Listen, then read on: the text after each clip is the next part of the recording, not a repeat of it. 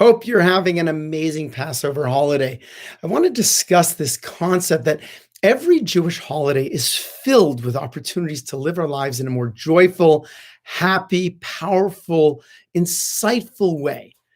At the same time, one of the things we do every at the end of every holiday is we recite the Yiskor prayer. This is the memorial prayer that we say over the dead. Now, if you've ever been to the shul, on when we say Yisker, you'll notice that there's these big boards hanging on the walls, and there's lists of all of the loved ones of the people in the shul who've passed away. And I go and I recite every one of those names, and it's a very somber prayer. So on one hand, we have this holiday where we're supposed to be happy and joyous. On the other hand, we recite this very solemn prayer. What's the connection between the two things? So right now, as we are going through this coronavirus situation, we know that our world is going through a reset. It's a time when the Almighty said, you have to do things a little differently in your life. Now, this is not the first time that God has reset the world. There were major resets in the world. The first one, I think, in the Torah was, it was Noah and the flood. When God caused a flood to destroy the whole world, Noah goes in his house and his ark, stays there for a while. When he emerges, he's a different guy, and he has to behave differently. And in more contemporary times, all the rabbis agree that when the Holocaust happened, the Second World War, God literally reset humanity. Things really, really changed. And that was a good thing. The change was good. We needed to go through that change. And if we could have accomplished the change through something less dramatic and less painful, then as my Rebbe says, if God could have done it in an easier, more pleasurable way, he would have done it in an easier, more pleasurable way. Well, right now we are also going through this kind of reset time. Question is, how are we supposed to reset our minds? Now, there's no coincidence in this world. We are living through Pesach. Pesach has tremendous opportunities of growth, opportunities to think about what's important in my life, think about the birth of the Jewish people, think about why we are the chosen people and what it should mean to us personally. We think about the matzah, how the matzah is getting back to basics and a symbol of alacrity and that we should do things quickly. We refrain from eating chametz, which is symbolic of our egos and arrogance, being lazy. And now we are embarking on the last days of Passover. The last days of Passover celebrate as we recall the splitting of the sea. And many, many beautiful ideas to focus on. One idea is that in life, every one of us eventually comes up against a wall. In life, we know that there are times when we're going away doing what we think we know we should be doing, and all of a sudden, now the ocean is there.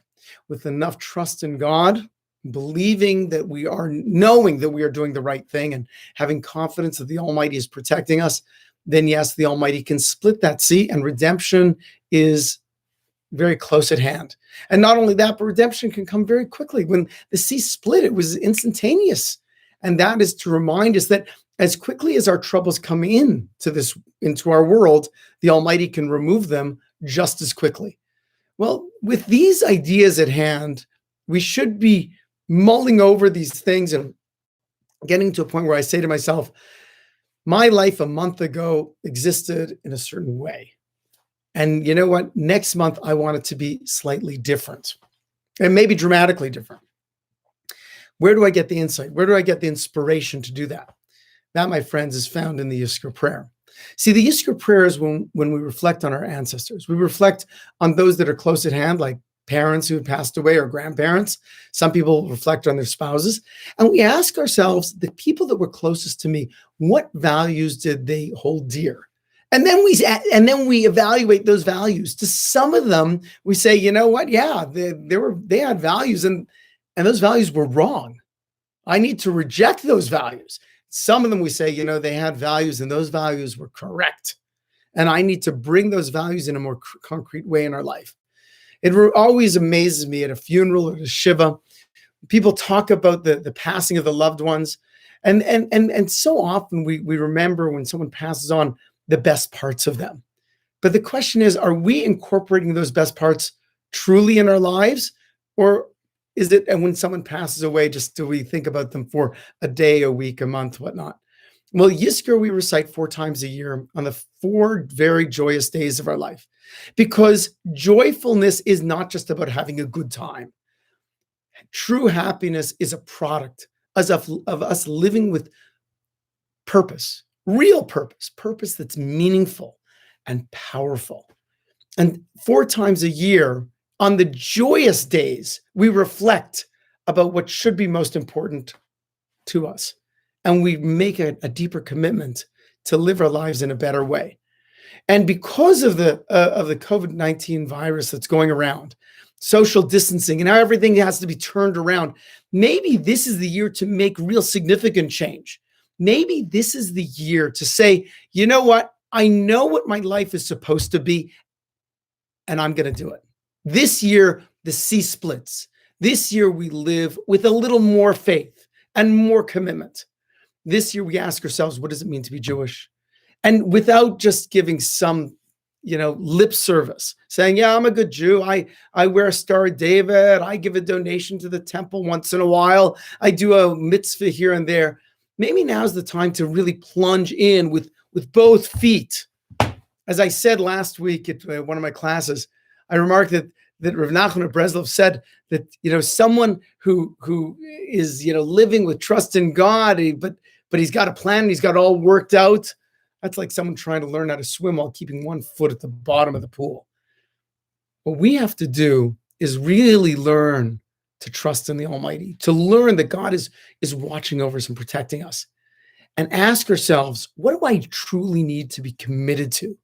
How committed am I to the Jewish people? How committed am I to sharing the Almighty's love with every Jew in this planet?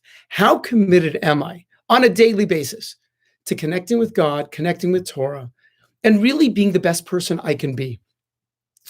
Or how often do I take the easy way out? Thank God in our world, there are so many beautiful things. In this world, there are people that are doing acts of kindness that they never thought they could do. But there are also people that are being selfish and that are living a half-baked life. Holiday of Passover is be free. The holiday of the 7th day of Passover is to live with a trust that if we truly know what our lives are about, we can trust that the Almighty will help us accomplish it. And right now is a time to literally make a change, make a big change. And if you're committed to doing it, the Almighty will be committed to you. I'm Rabbi Yitzwine, Young Israel Aish of Las Vegas, wishing you a wonderful, inspiring Passover. And let's make sure that next month we are far greater, stronger, enthused, and happier people than we ever were. Have a great Yom Tov.